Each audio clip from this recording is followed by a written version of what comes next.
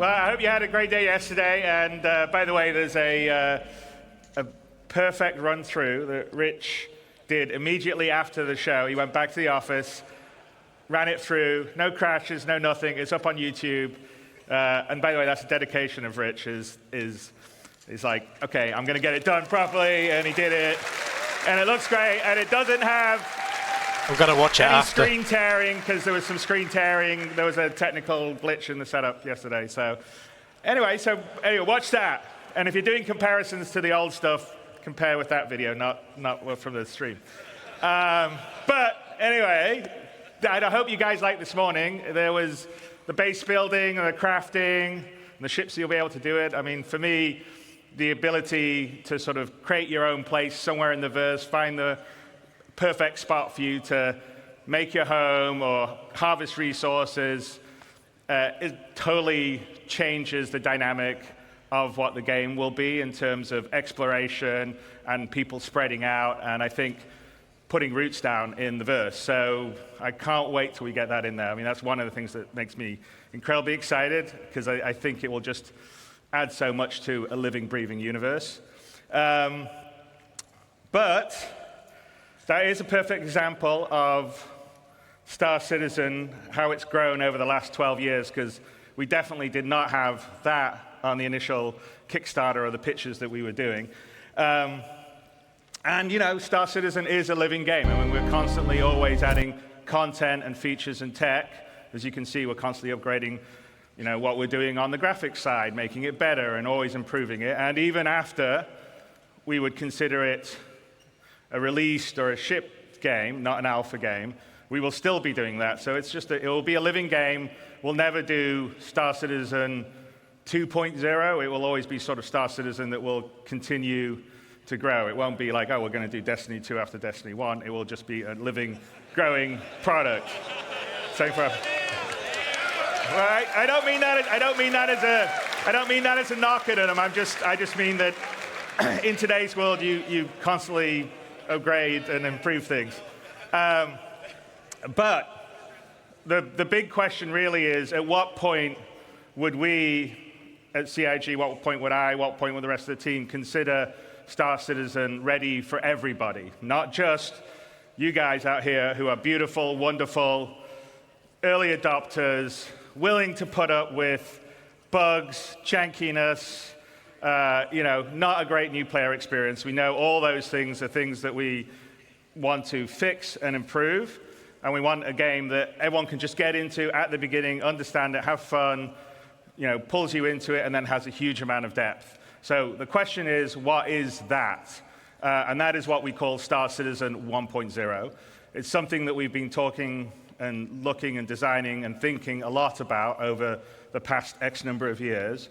And now we thought, you know what we should do, because I think half our sort of initial stuff is from a long time ago that you've seen, and then occasionally we'll talk about things we're doing in inside Star Citizens or SE Lives. But we're like, okay, let's tell everyone the marker. This is what it is, Star Citizen 1.0. When we hit this, this is what we consider we're ready to go wide.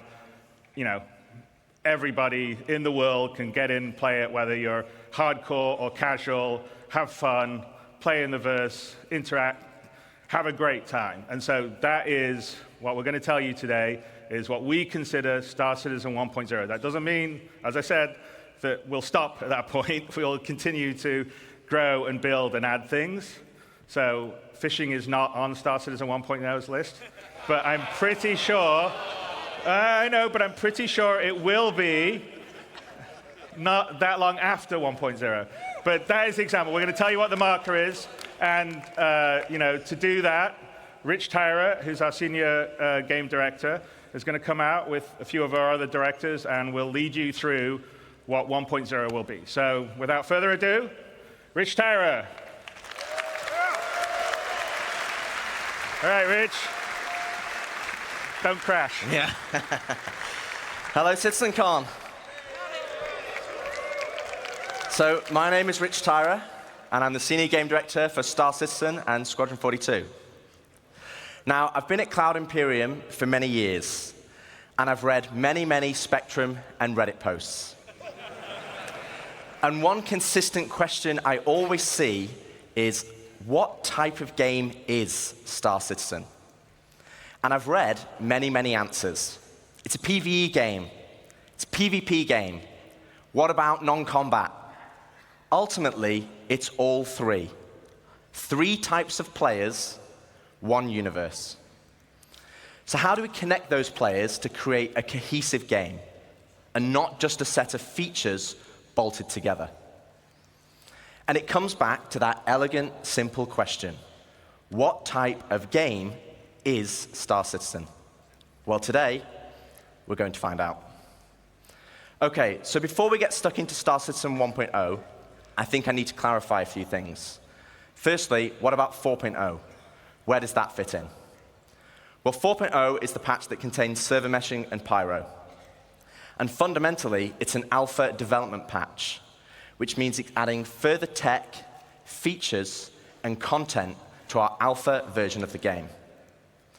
Today, though, is beyond 4.0, all the way to 1.0. And the big difference is that 1.0 is the full release of the game. Okay, so what does that mean? How will it be different to a normal patch? Well, firstly, let's look at the 1. The 1 means we're committing to higher base performance and minimal bugs. No longer will we reference that the game is in development. This will be a fully released and polished experience. It means fully rounded gameplay loops, from new player experience to story missions and end-game content. And crucially, it means no more resets between patches. It's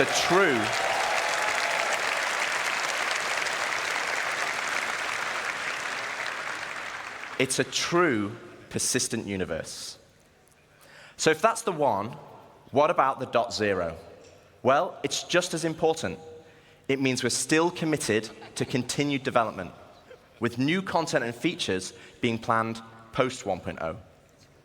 But those features will no longer be tier 0. We'll be committing to a higher benchmark of quality for each patch, and most importantly, it's a moment in time. If there is a content, feature, or star system that we've mentioned in the past that is not in 1.0, it just means it will come later. 1.0 is more than just a number change.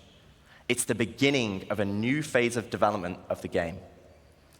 Okay, so we know what the 1 is and the .0, but before we move on, I want to address one important point.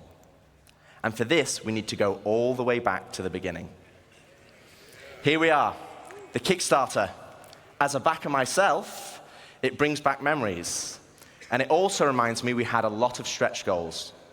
And one of those goals was 100 star systems.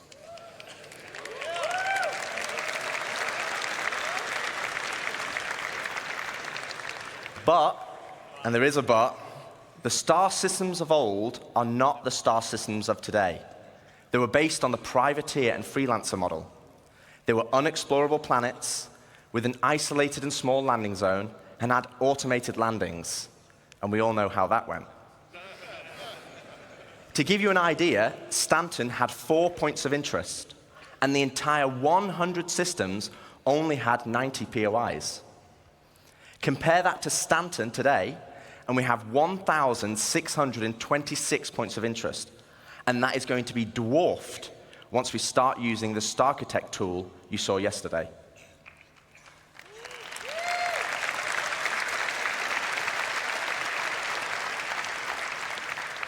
So where does that leave us for 1.0?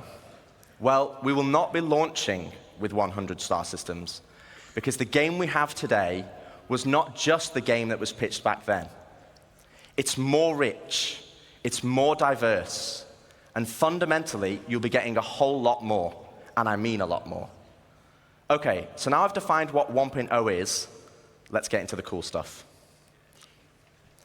Star Citizen, by its very nature, is a sandbox MMO. Today, you as a player have to find the fun. You have to figure out what you can do and how to do it. If you want to be a hauler or salvager, you have to know those professions exist. You have to know what ships support that gameplay. and you have to rely on outside resources for help. As it is now, the game is not set up to help you. So we're going to add a soft framework, a nervous system, that connects all the professions, ships, and content together. And to do this, we're going to add a main story. To help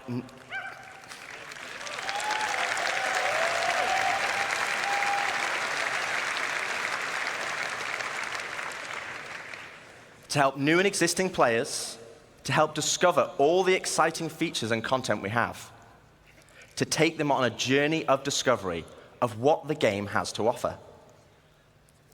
This story will become the spine of the universe and help onboard players with understanding how to play the game and understand what's available to them.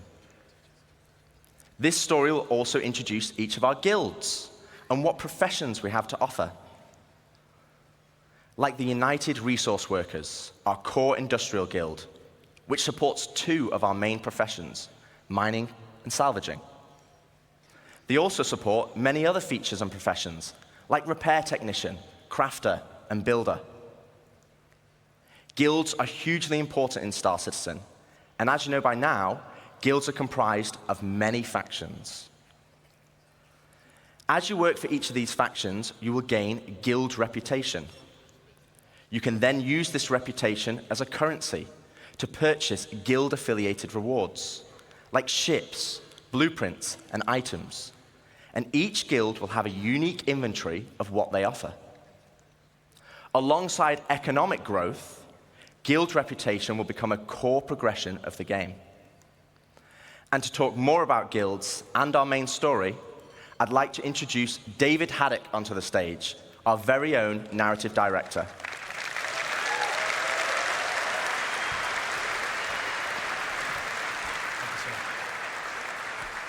Thank you, Rich. Hello, CitizenCon. How's it going?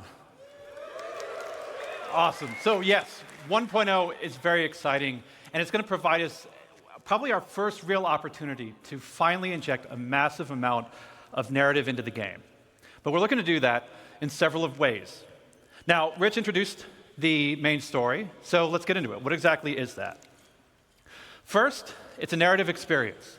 This will be a crafted story through the star systems and professions of the Star Citizen universe, taking players on an exciting adventure that will finally kick off the growing tension between Earth and Terra. Yeah. It will be NPC-driven. So while Squadron 42 will always be the place to go for AAA cinematic adventure, we're bringing a lot of the techniques that we learned from that to capture and build a cast of dynamic characters, some of which may be familiar, for both this story and the PU. And the main story is also designed to be sort of like a tour bus structure where you can hop on and hop off at any time you want to. So we're not also requiring you to do it. So if you want to log in day one and just go off and do your thing, you can do that. Or maybe you want to put the story on hold so you can go explore a new facet of gameplay that you just discovered. Go for it. The point is that you can complete it at your own pace. So that's the what. So why do you want to do this? What's the motivation to want to go on this ride? Like Rich said, for new players, it's a great way to ease into sort of the vast lore that we've been developing over 12 years, the gameplay, the locations that the game has to offer, and also give you a sense of upcoming stories that are about to come. But you've been playing Star Citizen for years. You probably know the lore better than me. So what's in it for you? Now, of course, we'll have rewards along the way as you complete missions and whatnot, but we're finally going to offer a big prize for completing the story. Citizenship.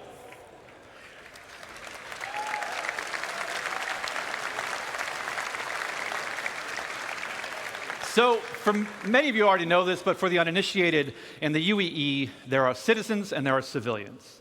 Citizens are members of the population who have demonstrated a commitment to bettering the empire, and as such are given benefits that civilians just don't have.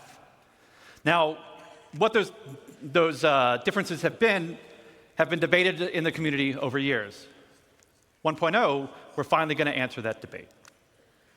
I won't get into the full list of benefits that we're going to offer, but can reveal that one of them will be around land ownership. Citizens will be able to purchase land anywhere in the UEE and enjoy the security that comes with it. But civilians will have a couple of restrictions as to which systems and which planets they can buy on. So that's the why. So where is this adventure going to take you? Well, 1.0 is going to include 5-star systems. This story is going to weave you through all of them, but where exactly are you going to go? First, we've got Stanton, which needs very little introduction.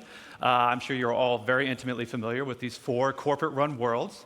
But since I do lore, I figure I could take the next hour and just walk through each one of these.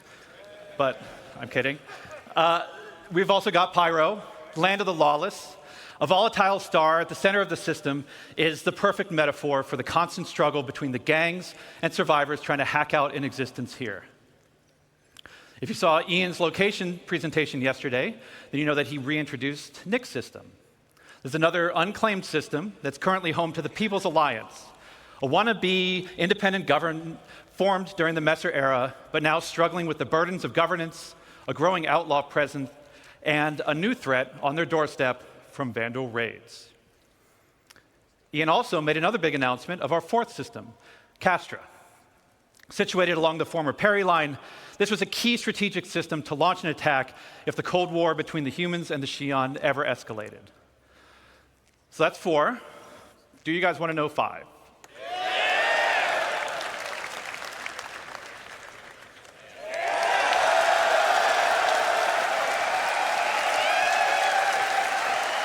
Yeah.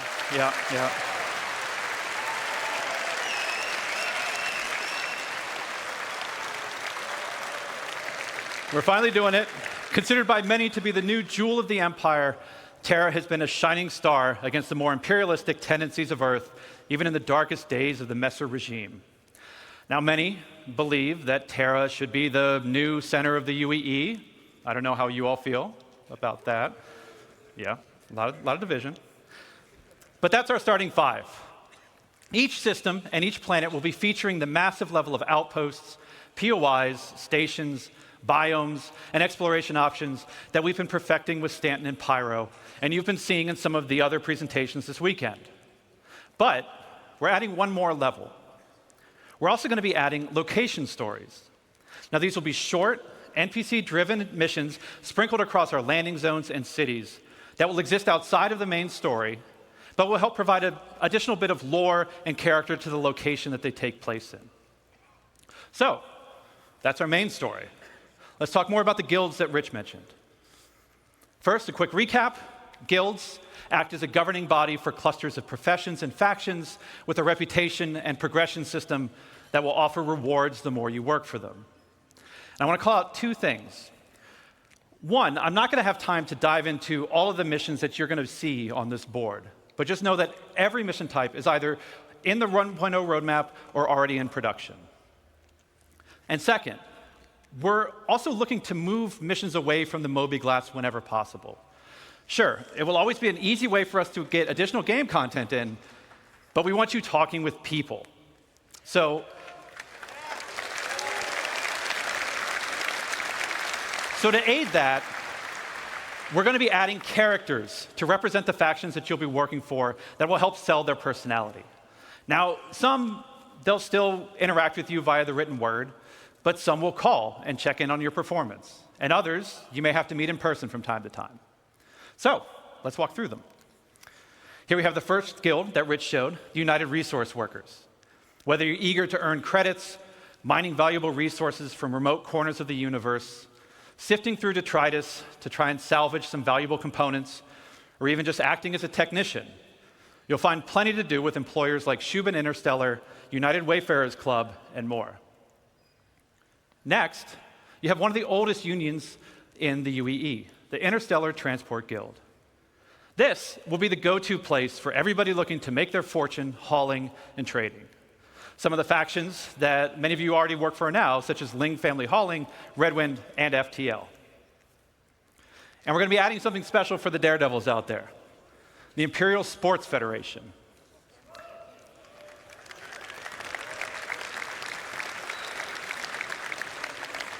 So aside from the usual racetracks that are both legitimate and illegitimate, we're actually going to be leveraging some of our existing mechanics to build new sports and provide an outlet for all you Murray Cup enthusiasts, cargo Olympians, and competitors to see just who's the best out there. For those who dream of exploring, I'm sure we have a couple here.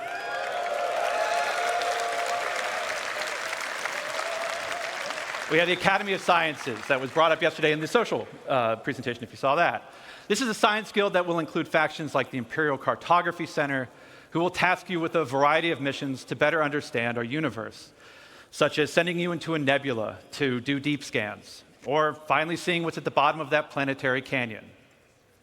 We're going to have a new faction called High Point Wilderness Specialists, who will offer missions associated with the various fauna that we're starting to get into the game, from population control missions to harvesting specific resources for research. Now, I don't know if we have some people who'd like to do combat, but our combat guilds were doing something a little different. Now, previous to this, these are all of our profession guilds. But for our combat guilds, they operate a little differently. See, these two are diametrically opposed to each other. So once you pledge allegiance to one, the other marks you as an enemy. On the lawful side, we have the Mercenary Guild. They represent factions like Eckhart Security, the Bounty Hunters Guild, and even some military contractors. So whether you're pulling together a team of specialists to go assault a ground base, hunting down an elusive criminal, or putting together a recon run to drum up some intel, Mercenary Guild's got you covered. On the flip side, we have the Council. Now, this is a shadowy group comprised of representatives from various gangs, syndicates, and outlaws who mandate criminal activity throughout the verse. You'll be able to throw in with rough and tumble gangs like the Headhunters and the Dead Saints, or work your way up to join highline criminal syndicates like the Atonis or the Drop Kings. But remember, the underworld is a dangerous place run by greed and power. So mercenary guild reps might not be the only people you have to worry about, as the syndicates are always looking for loyal soldiers who will hurt their competition and tip the scales of power in their favor. So as you can see, there's going to be a universe of exciting storytelling opportunities for you to undertake in 1.0. But one more thing, we're also going to revitalize our social behaviors to make the populations not only feel more alive and reactive and off chairs, but better reflect the tone and flavor of the areas that they're inhabiting. We want to see the people of Loreville slowly trudging through the streets, overburdened by the ruthless contracts, just as much as we want to see the tourists of Orison gleefully moving from attraction to attraction.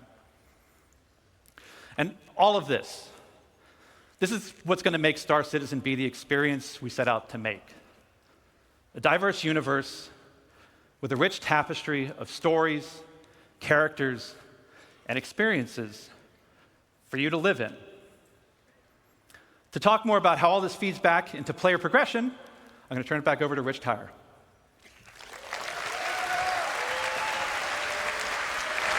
Thanks, Dave.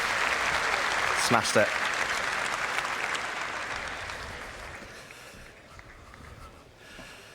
Thanks, Dave. Okay, so we have a main story to connect the universe. We have all the guilds and their associated professions, and we have location stories to give the world depth and life. Crucially, though, we have a new core progression in the game, guild reputation. But what about our other core progression in the game? The economy. So, as we've discussed before, we'll be implementing a Star Sim-powered dynamic economy that will automatically adjust the in-game prices based on player activity.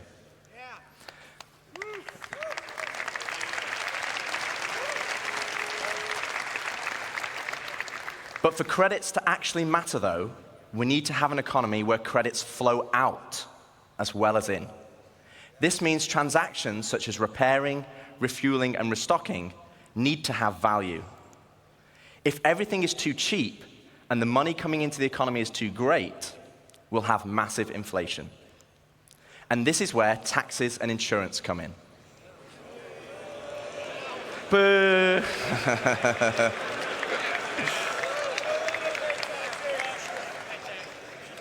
We'll have two main taxes: inheritance tax as part of Death of a Spaceman, and security tax for your base that will cover the cost of planetary shield tech. Insurance, on the other hand, will be split between medical insurance, which covers your hospital imprints, and probably the most important one of all, ship insurance. Now, as we have death of a spaceman, we also need death of a spaceship. Losing your ship should be significant. Right now, for example, over 90% of all claims in the verse are for ships that have not been destroyed.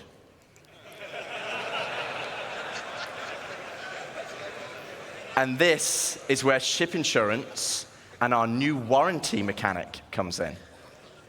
First up, we'll have 3 tiers of insurance, with level 1 being chassis insurance, level 2, chassis and component insurance, and level 3, chassis, component, and decorations insurance.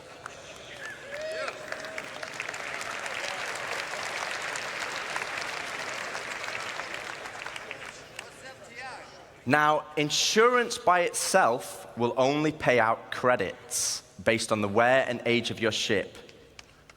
Insurance, I think you want to listen to this bit because it's important.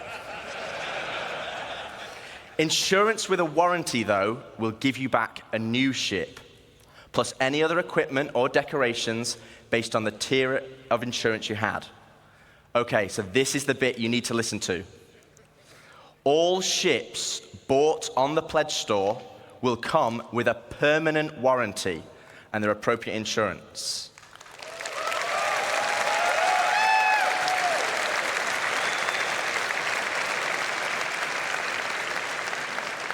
This means you will always get your ships back if they're attributed to your account. Other ships, on the other hand, will require a transferable warranty, and these are rare. You'll be able to earn transferable warranties in-game, such as by completing the main story, as an example, and apply them to any of the ships you own. But there will be a cooldown for transferring it between ships, so choose wisely. Now, what about claim timers? It's another fun topic. And getting your ship back without a claim. Well, we want claim timers to be proportional to the crafting timers. This means it's more beneficial for you to go back and get your original ship. For this, we're going to be introducing a shuttle ship, just like a courtesy car.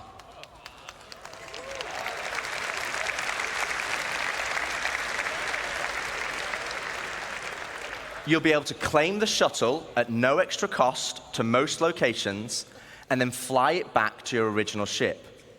Once back in your ship, the shuttle will automatically return home.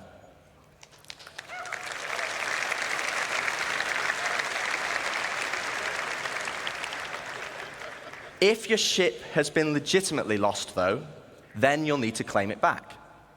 And as we'll be increasing claim timers, this will mean some ships will take longer than others, with starter or small ships always being readily available, and larger capital-sized ships taking a long time.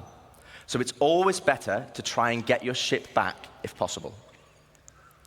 Okay, so we've talked about our 2 core progressions, but what does that mean to you as a player? Well, firstly, it means we have a framework where we can start creating cyclical gameplay loops.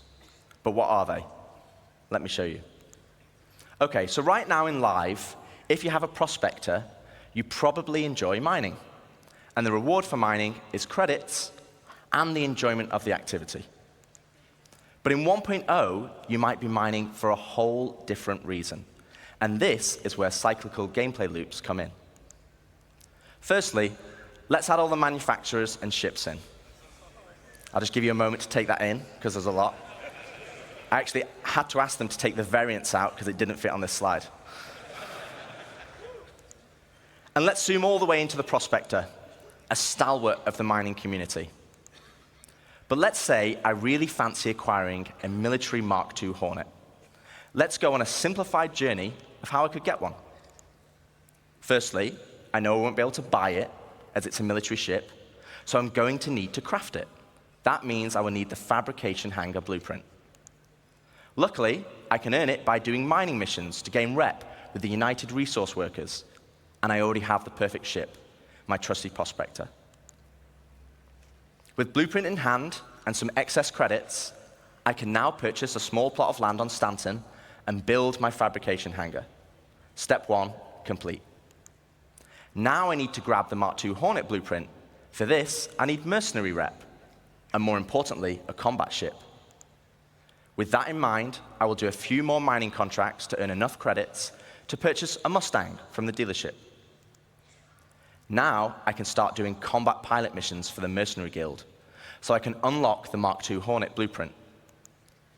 Okay, step 2 of our simplified loop is complete. I have the Mark II blueprint, but I need the resources to craft it. So I come full circle back to my Prospector, but this time I'm mining for resources instead. As you can see, this closes the loop. No longer am I mining just because I like it, and there's nothing wrong with that. But now I am mining for a purpose and for multiple reasons. For credits, for reputation, for resources, for blueprints, and ultimately as a stepping stone to crafting my own ships to enjoy other professions. And this is just one of many loops. This is the core of Star Citizen 1.0.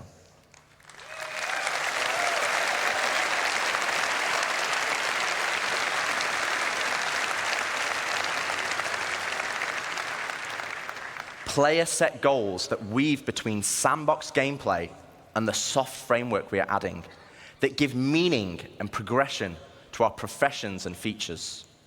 It's providing the framework for motivation to play the game. That's the journey, though. What about the destination? So Dave has already discussed citizenship and the main story, so let's collapse that for now. Let's talk about endgame content. The content that is designed for experienced players and keeps them engaged. Basically, everyone in this room. So how does that look in 1.0? Firstly, we'll have open world content, including missions, group missions, and server-wide events, like we have today, but tailored to endgame players. While the sandbox element of Star Citizen will allow for large-scale battles, we also want to provide challenging instanced content that will take full advantage of not only multi-crew ships, but fleets of ships. And you kind of know how we do that, right? You saw that yesterday. And as you progress through the guilds, you'll be able to accept high-level contracts from government agencies who will offer prototype and military blueprints as rewards. These missions will require the full coordination of multiple players and an assorted fleet of capital, support, and fighter ships. You will finally be able to become the admiral of the fleet, directing your armada from your hologlobe, which, yes, is a feature included in 1.0.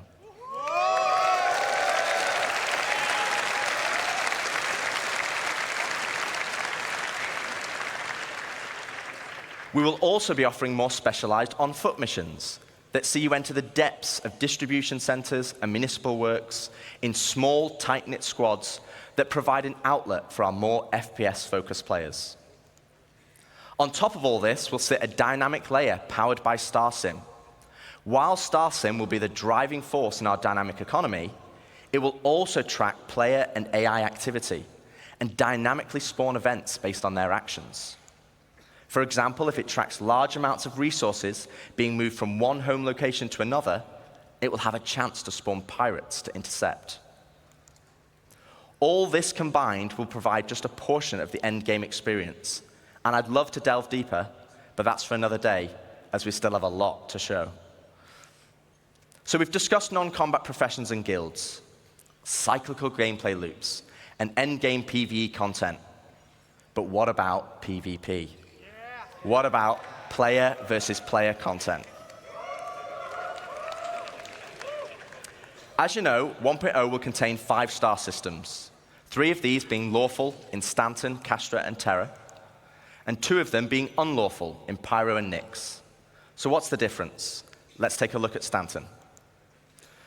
Lawful systems will be a mixture of high, medium, and low security areas.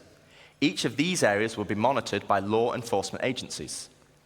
And depending on the location, will dictate the emergency response time, with high-sec areas being the fastest. Initially, this response will be measured, but over time will escalate to overwhelming force. This means if someone is attacked, if they can just hold out for a short duration, help will be on the way. Pirates will be able to disrupt this monitoring by shutting down the nearby comm arrays, but this will be highlighted in your star map, with dynamic missions being generated to bring it back online. But this is the PvP you already know and experience right now, just without security forces.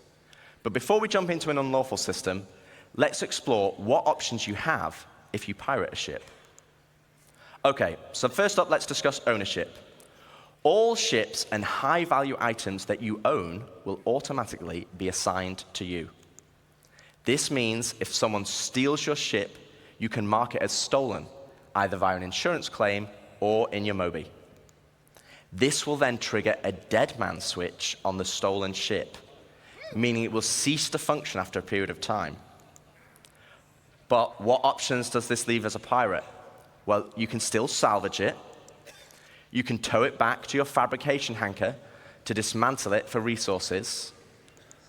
Or, if you have a high enough rep with the council, our criminal guild, you can get the dead man switch disabled and pay for a new title deed to become its new owner.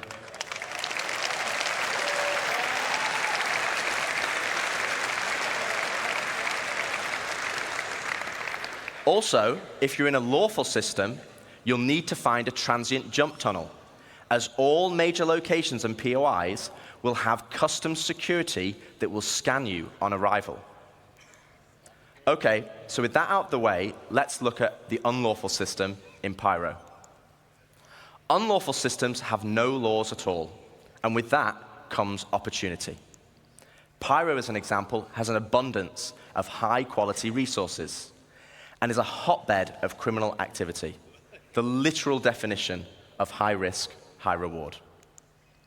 With crafting now requiring resources, you're going to want to create bases to mine and extract them. This is where base raiding will become a new form of PvP, and it's founded on a combined arms ethos.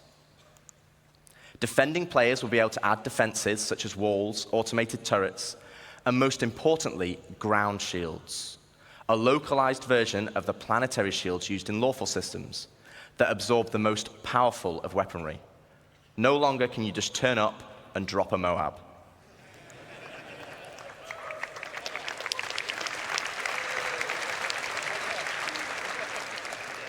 One huge difference, though, compared to planetary shields, is that these shields can be disabled.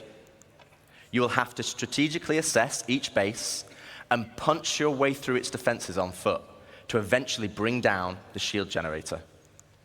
Once the shield is down, then you have options. You want to raise it to the ground, you can bomb it from the air. If you want to extract all the resources, though, you'll need to infiltrate the base using explosive charges and hacking while fighting off the defenders. Now, both piracy and base raiding is founded on sandbox gameplay. And again, that's the essence of Star Citizen. But we want to add more.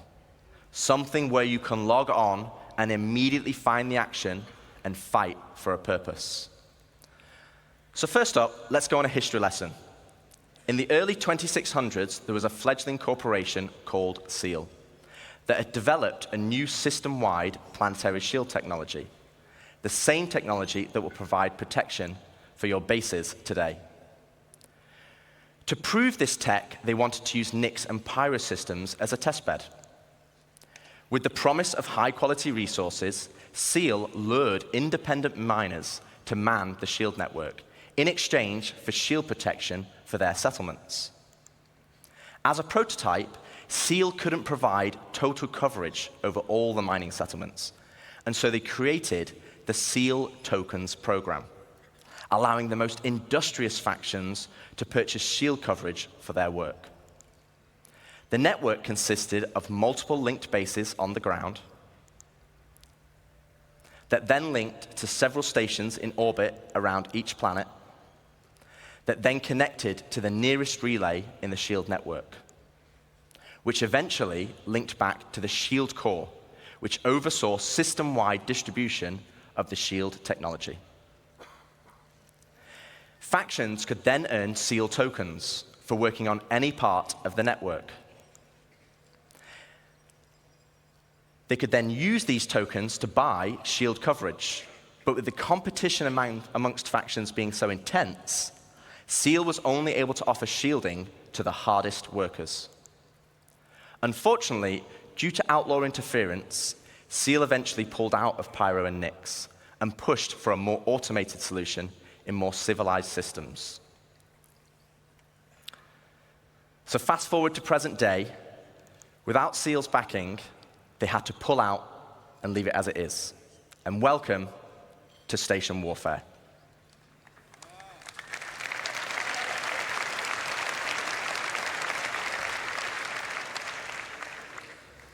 With the SEAL network still in place, but lacking resources, orgs can take ownership of these structures to gain access to planetary shield tech, which, as you know, would make their bases invulnerable. Unfortunately, there's a catch. There isn't enough to go around. And as in the good old SEAL days, the system still works via the SEAL token program. To earn tokens, you'll have to assault a location and then deposit resources to power the network. This begins with ground bases and ends at the Shield core. Each structure occupied will then accrue SEAL tokens over time, with larger structures earning more, and at the end of each week, you must then use these tokens to purchase Shield protection. With Shield coverage being limited, though, the system automatically selects the orgs with the highest bid from across all shards. Meaning for that week only, a certain number of orgs will gain access to Shield protection. So this is a chance for your org to become the de facto leader of a system.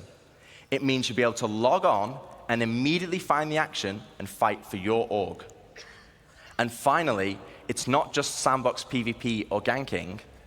You are fighting for a purpose. So once you have won your bid, what then? Well, to talk more about that, I'd like to welcome Ian Leyland, Star Citizen's creative director, to the stage.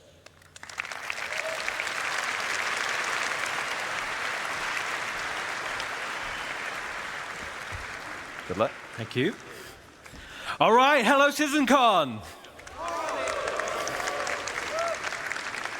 Thank you, Rich. Thank you, Dave. So to continue the conversation of large-scale endgame org activities, let's go back to Pyro 3, where the ground bases were being built earlier today. This morning, we saw the small habitat being built by Luke. And then we saw Deck start to expand the base into a commercial enterprise.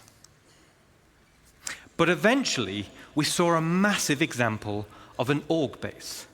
But with everything Rich was talking about, with org system-wide activities, we want to give you guys the ultimate end goal. But also the thing we need to protect. And to do that, let's look up into the sky and see what it is.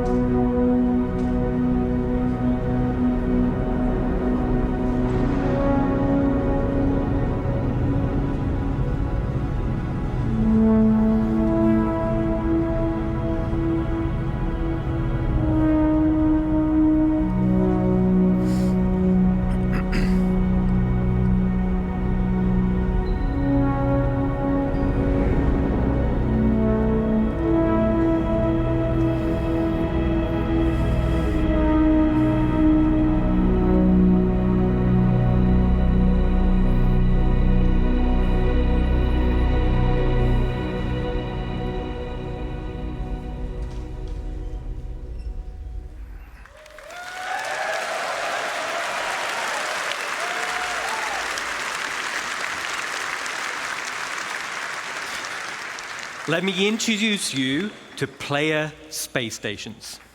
Finally, you can build your home amongst the stars. This will be the starting point for your base of operations for system-wide org activities. But why is this an end goal? Well, first of all, to construct your own space station, it's going to require vast quantities of resources and materials, and also will be a large time investment. But how do we start? Well, it all starts with the supply bay. And the supply bay can only be constructed by the pioneer.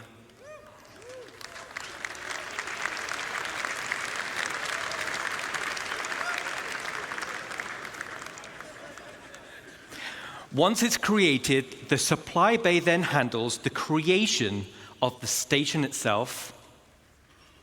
Now, we're in gray box development phase, so the artwork's not final, but let's go on a journey and start building our space base.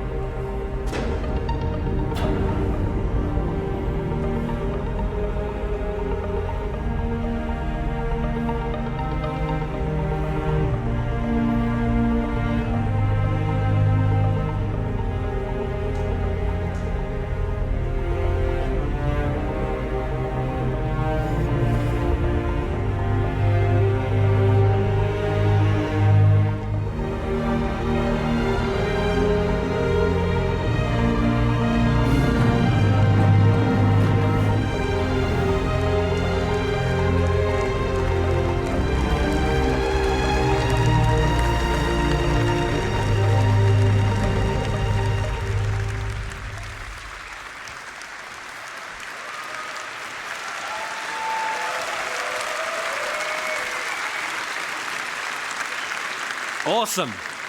Awesome. So as you saw, the cargo grid of the supply bay consumes resources, and the required resources will be substantial and will need to be topped up over time. So this means orgs will be encouraged to have efficient logistic networks to feed the supply bay. And as Rich outlined with professions, it's ideal if your org is well-rounded in terms of roles. Even the starter player can contribute. The supply bay has automated construction drones, which are used to create the station. And unlike ground bases, many drones are used at once to create the base. Once the station is built, the supply bay then integrates into the station itself. So here we are. We've built our core station module, and it's big. And out of the box, the station comes readily built with some core functionality. Let me talk you through it. Right on the top is the bridge, which is the command deck. This is where all further construction is going to be managed. From here, we can then monitor the status of the entire station. We have access to power and water management. Power and cooling is something you'll need to consider carefully. It also is an area to set permissions for who can enter particular areas, either divided by the ranks of the org itself or open to the public. And there'll be a radar station to track the activity outside the base. And the terminals to access logs of who has visited the station and see what they did. So let's jump back in game and take a stroll through our bridge.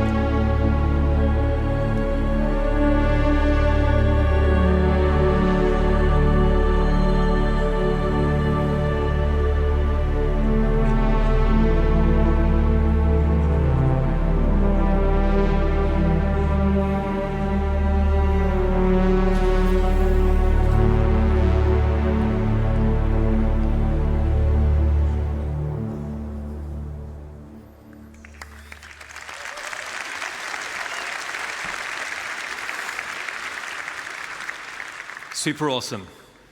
The back of the bridge leads to a centralized transit network. This spine physically connects the entire station and will provide access to the various decks. Each level in the station will have a centralized lobby area, and this is your station. You'll be able to use the decorator mode, so you'll have plenty of space to theme it however you want. And speaking of having plenty of space, this space station will have a one-to-one interior layout matching the exterior. No magic elevators.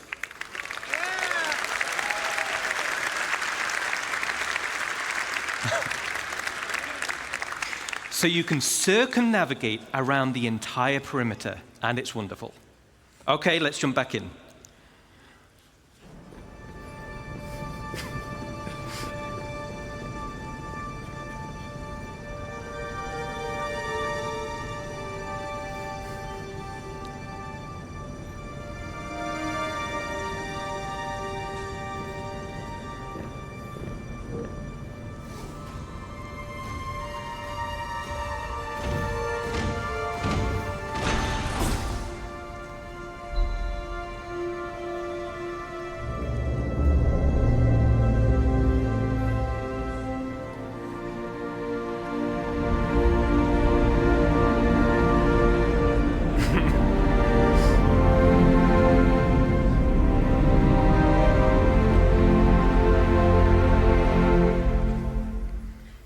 All right.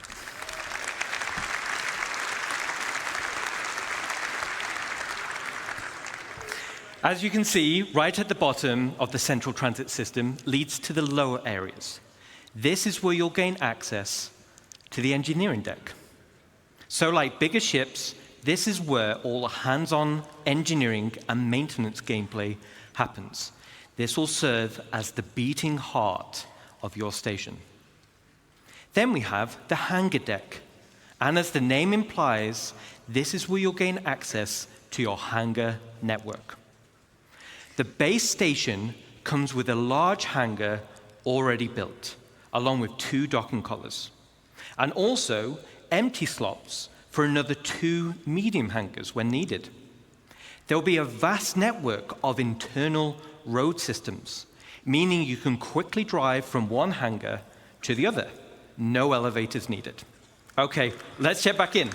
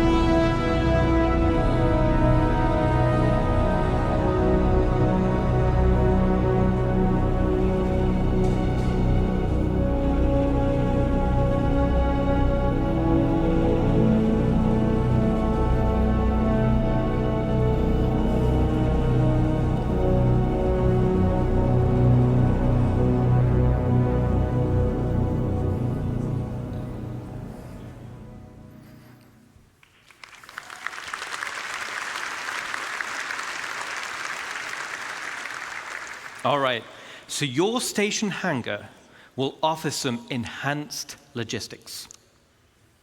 For example, there'll be spaces for several freight elevators. And there'll be empty modules for open ship parking for vehicles and ground vehicles. And there'll be also exit points where you can simply drive out into your station. Then there'll be also an upper level for the observation deck. From the observation deck, you'll have a control room, and from here, you'll have master control over the freight elevators and the vehicle elevators. This means that even before someone has landed, their new cargo can be up into the hangar and ready to be loaded up. Now, everything we've spoken about so far is what comes with your station. Let's talk about what you can do to expand it. As I mentioned before, the station comes with a predetermined interior network of corridors and roads. And in this network, you'll find an array of bulkhead connectors. Bulkhead connectors will come in tiers 1 to 3, which drives the size of room you're able to build. In the interior build mode, this is where you start to expand the interior of your station. The rooms will require resource and time to construct, and once built, you can rename each room, which will be reflected in the station's minimap. The interior of your station will have ample areas for you to expand. You can build generic empty rooms, and you can fill with items to your heart's content. You can also build specialist rooms, where the theme and functionality is already set for you, such as mess halls or infirmaries or generator rooms. And of course, there are shops. So similar to the small shops we built around the ground base, this is on a much bigger scale. But that's just the interior. Let's talk about the exterior. On the exterior, we have minor hardpoints. These are attachment points located on the upper and lower surfaces of the station. Using build mode, you can customize your station with a variety of modules which tailor it to specific functionality. Some modules cater towards resource collection, such as gas harvesters, while others are geared towards defense, like shields or turrets. This goes back to bridge operations of power management. A situation may arise where power priority is needed. Then we have major hardpoints. The core station module comes with 2 hardpoint connectors. Major hardpoints are used to connect substantial wing additions to your station. The first example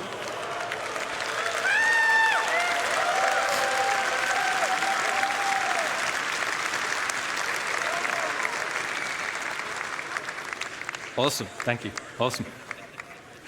The first example is the cargo wing. The cargo wing will dramatically increase your inventory capacity. So this is ideal for orgs who are specializing in holding. Then we have the refinery wing.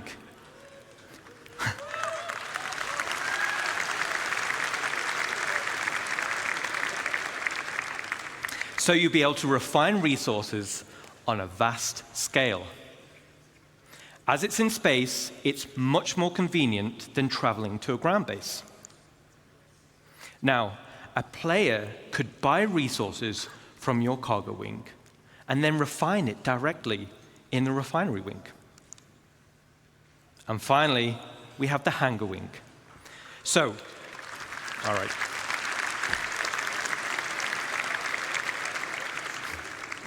So, the bigger your fleet, the more hangars you'll want.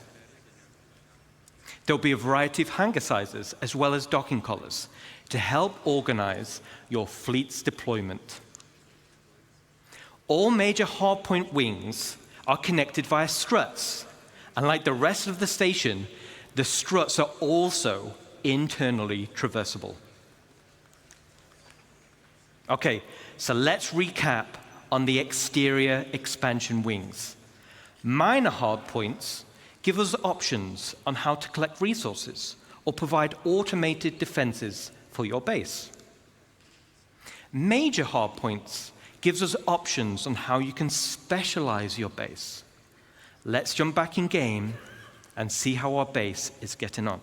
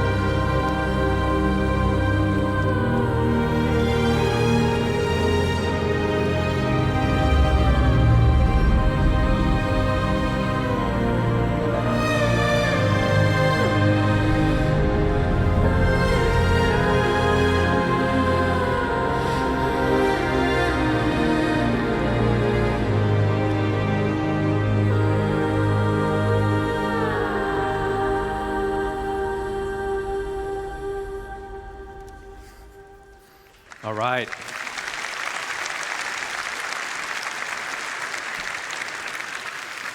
Yes, Pedro has been working with us on this as well, so thank you.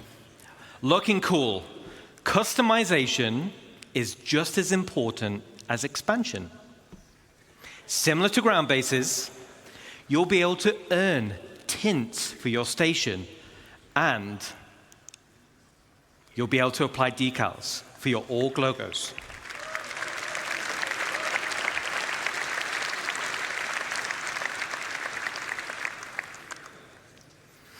Outside of minor and major hardpoints, your station will come with 2 unique base expansion points. One on the top side behind the bridge, and one on the underside. The top side will be for the crow's nest. Now, all the other modules built so far have very specific functionality, but I'll admit, this is for the org members out there who want the ultimate in personal space.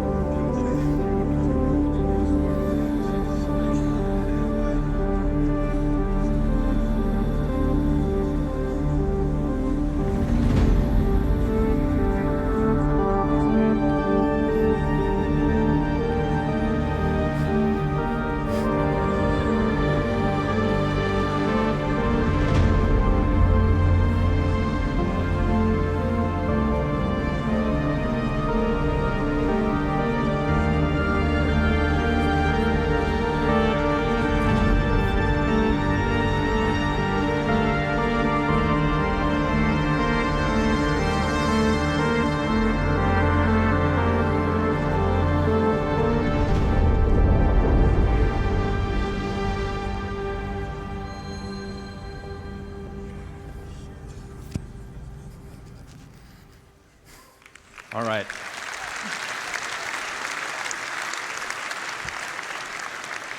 So I'm going to be flying around the verse, and I want personal invitations to see what you've done in those rooms, okay?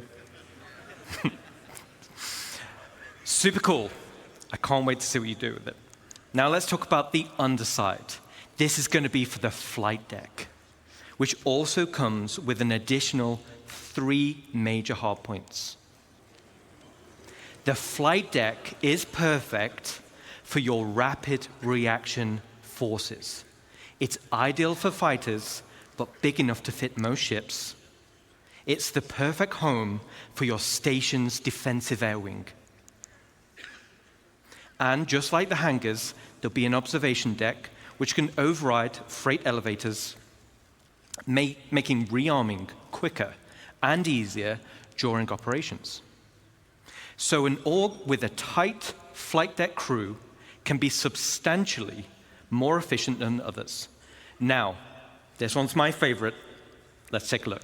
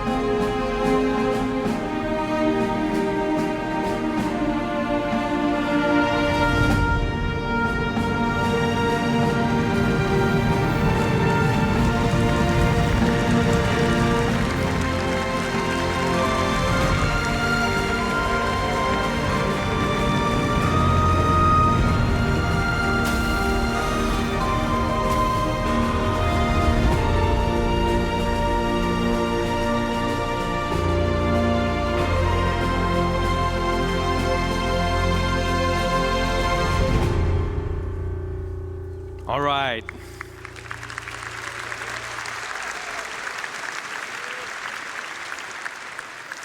There's a few little Easter eggs in that video. But why do you need a flight deck for your rapid defenses force?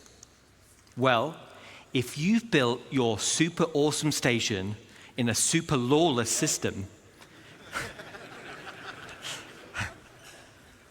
now you're the potential targets for others.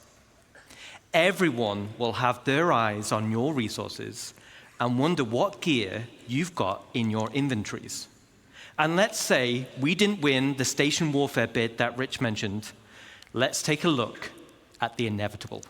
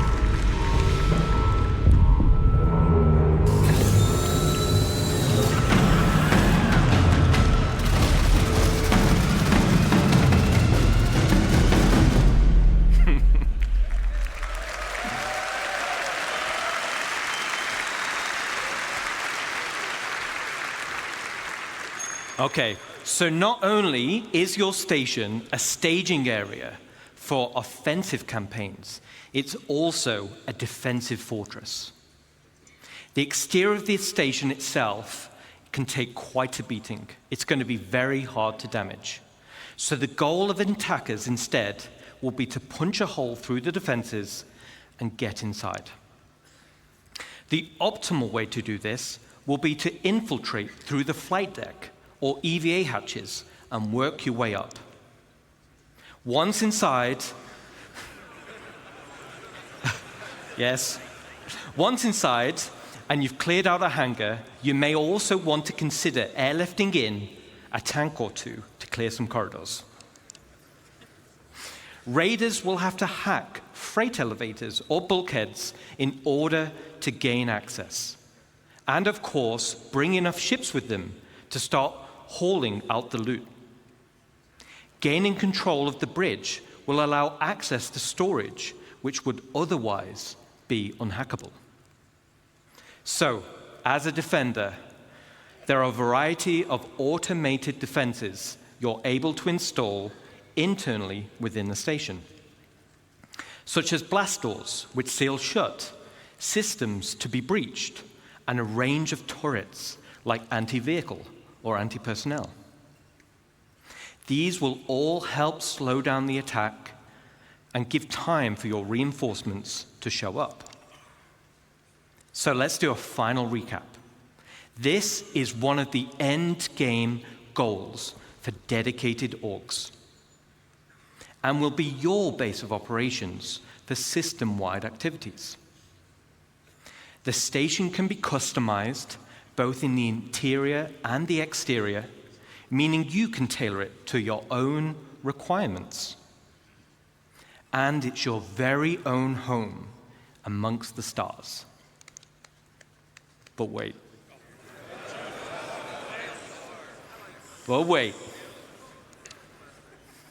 There's one more unique module we can build, and that is the dry dock.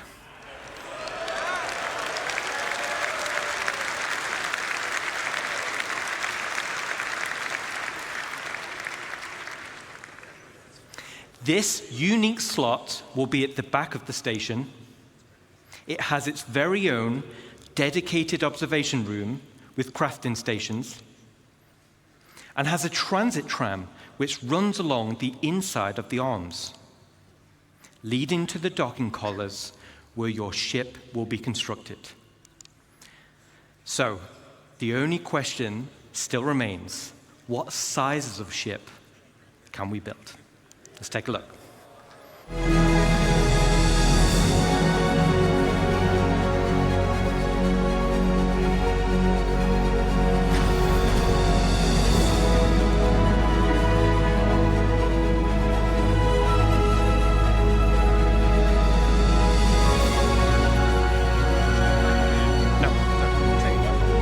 I'll just watch the end of the show.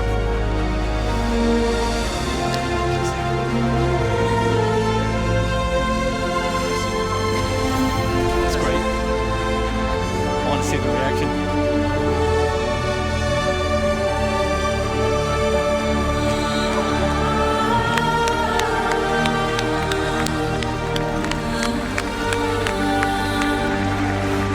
Yes.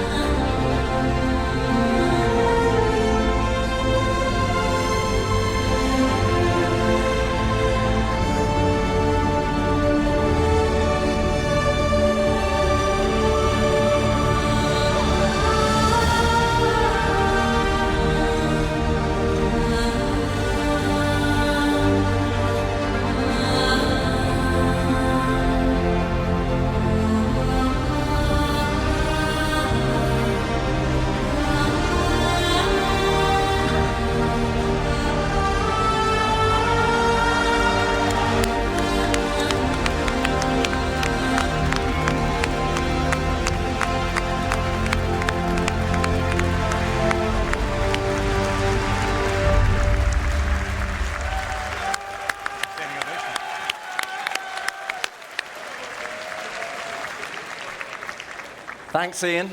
So now we're talking.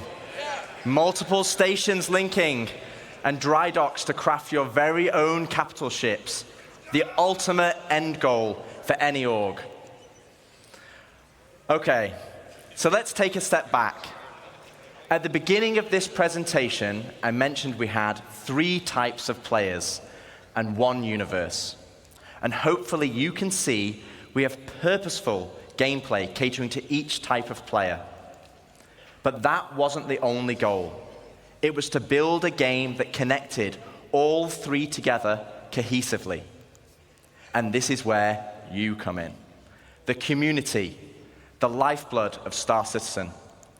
Whether you're a PvE player delving for unique crafting blueprints, a non-combat player mining for high-quality resources or building a base with your friends, or a PvP player fighting for your org in station warfare to protect your base, each one of you supports each other.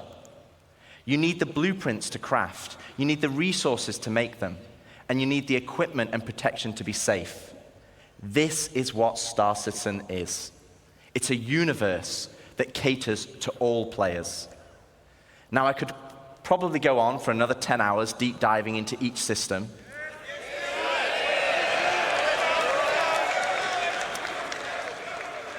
But I'd do Jared out of a job, and he needs future ISCs and SC Lives and CitizenCons. Today was to reaffirm what type of game we are making. And I hope you continue to come with us on this journey as we march towards Star Citizen 1.0. Thank you, CitizenCon, and can we welcome Chris Roberts? No? No? Yeah, 1 second. Jared? Okay. So Chris is not ready yet. So we're gonna ad-lib a bit. I'm here. Oh, well, LTI is warranty and insurance. That's what you're gonna get. I have it on my thing on there. Yeah. Welcome, Chris Roberts. Yeah, ahead of schedule. Yeah. I was going 1:30. I don't know. Oh, you don't need this, right? Well, then they're going to scroll it. Thanks. Thanks, Rich. Rich, Dave, and Ian. I hope you guys and girls loved what you saw there. It's having a definitive line in the sand is incredibly empowering for the whole team, and I think for all of you guys in the community. As I said, in introducing the presentation, we will never stop growing Star Citizen, even past 1.0. And part of what makes Star Citizen so special is the symbiotic relationship between you guys, the community, and us, the developers. And I know I can be accused of feature creep, but you only need to look at Spectrum, Reddit, and Discord to see countless great ideas and suggestions that come from people playing a live alpha and seeing areas that the game can grow and improve. And often we take these on board because they will make the game better. And in some ways, while you could say Star Citizen is a Chris Roberts game, I would say it's all our game. The developers, the community, building the game, we're all building this dream game together. And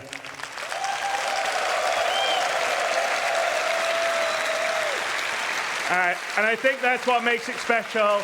I think that's why you guys and girls have been here for as long as you have and have supported us through thick and thin, because we're doing something together. And I don't think in almost any other game you have the opportunity to be involved at that level and have your voices heard and impact what we do. Because, you know, occasionally we'll do things and you guys are like, no, that sucks. And we're like, yeah, you're right, we'll change it.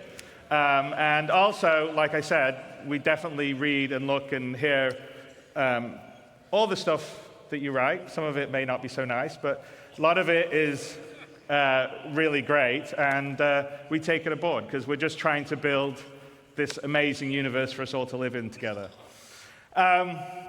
So what defining 1.0 does, though, for us is give us a finish line in terms of feature and content we are committed to delivering for when your life in the verse becomes truly persistent, your gameplay to progress your reputation, the money you earn, the material possessions you collect and earn will persist even as we deliver more content and features. And I think that's incredibly important for really finally being able to fully commit and not just go, okay, well, I'll play for a while until the next patch comes out. And it's also a game for a market for the game to be more stable, well optimized, and incredibly friendly for new players as well as experienced ones, which I think all you guys are. But that'll only be the start of our journey together, because the vision of Star Citizen is a game that has no sunset, one that will continually grow with new content and features. We'll always make sure we're on the cutting edge of new technology. We'll never be outdated. I know I occasionally see, oh, in so many years, you guys will be out of date. But as you can see by our constant presentations, we're always looking to make whatever we can do, whether it's the visuals, the audio, various ways to make the gameplay better. That's something we will always be working on. So we'll always keep the game at the bleeding edge of graphics, sound, physics, and yes, we'll support VR, and we actually have some of that in the background we're doing, how we get stuff.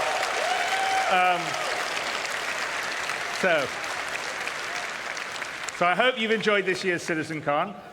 We demoed a small prologue that opens Squadron 42 live, with a few crashes to prove it.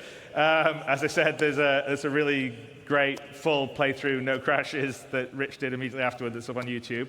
And we've given a date to finally deliver the spiritual successor to Wing Commander that the team and I feel comfortable in hitting. We've defined what Star Citizen 1.0 will be and shown features such as base building and monster hunting that we'll be delivering the next 12 to 18 months. 4.0 and server meshing and Pyro is coming at the end of this year. We're already in Evocati on 4.0. I think some people have been streaming some stuff. And in coming weeks, we'll continually stabilize and improve the experience as it moves into PTU and then goes to live. With this, we will have delivered the majority of what we showed last year at CitizenCon, with the remaining features coming early next year. And there are over 1,000 people committed, 1,000 people at CAG committed to bringing you all this and more. We love what we do, and we're inspired by your passion and support. We know that we are truly lucky to have such a strong community that shares the passion and dreams we do. You allow us a privilege that almost no other developer has, the ability to dream and reach for the stars. And I truly mean that, because as a developer, it's very unusual to be able to build a game of the ambition that Star Citizen is and Squadron 42 is, and that's all down to you guys and girls. So thank you very, very much.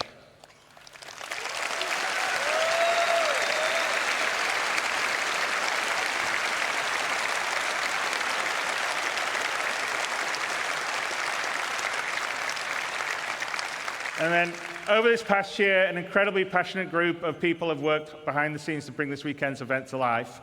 And I want to take a moment to thank Leah and Ed, Tyler, Jared, Kat, and so many others have poured their hearts into making this weekend special for all of you. And a huge thanks goes out to our presenters and teams supporting them, whether they're here with us today or watching from one of our other studios around the world. In the words of Admiral Bishop, I'm proud to stand with our teams and everyone that put this show together. And all of the CAG staff working on the show floor, your hard work ensures everything runs smooth and keeps the energy alive throughout the event. And finally, a heartfelt thanks to the community members who volunteered their time to run this year's show. None of this would be possible without their dedication and support. I thank all of you very, very much.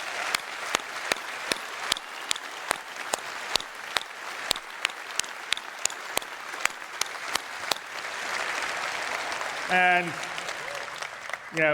many of us in the team are going to, myself included, are going to head down the road to the Factory International for the Enter the Atmosphere event that Atmos is doing.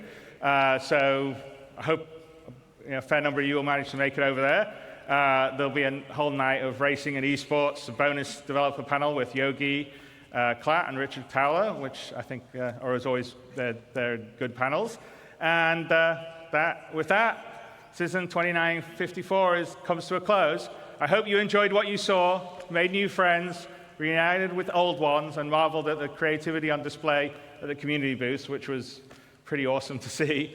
And CitizenCon always underlines what makes Star Citizen special.